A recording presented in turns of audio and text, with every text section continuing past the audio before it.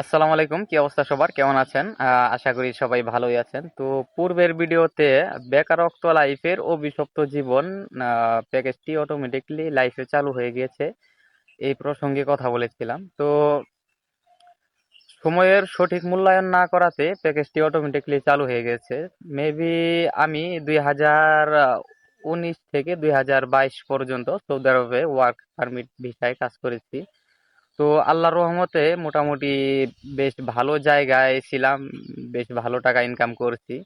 তো সময়ের সঠিক মূল্যায়ন না করা, এই কথাটা বললাম কি কারণে?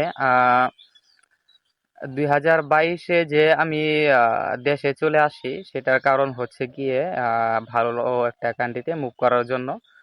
তো পূর্ব পরিকল্পিত ভাবে এটা করা হয় নাই যে আমি এখান থেকে এত একটা ভালো একটা জায়গা ছেড়ে যে আমি দেশে চলে যাচ্ছি কিংবা ভালো একটা কান্ট্রিতে ঢুকবো, কার মাধ্যমে ঢুকবো, কিভাবে ঢুকবো, এই পরিকল্পনাটা আগে করা হয় নাই। সেই কারণেই আজকে প্রায় 4 বছর ধরে আহ, প্রায় 3-4 বছর ধরে দেশে আছি। তো বাইরে যাওয়া হচ্ছে না।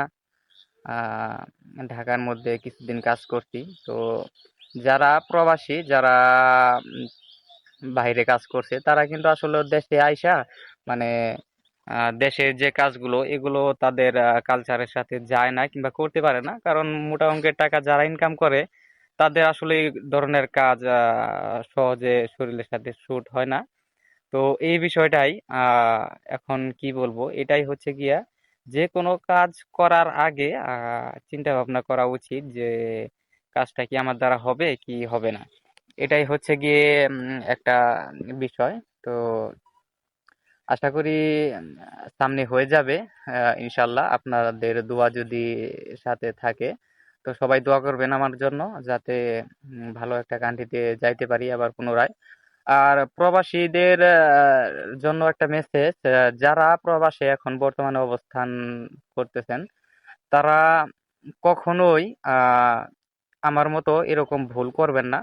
কারণ যে কোনো কাজ করার আগে কাজটা কি আপনার দ্বারা হবে কি হবে না, মানে বিষয়টা আগে চিন্তা করে ভেবে তারপরে কথাটা বলবেন।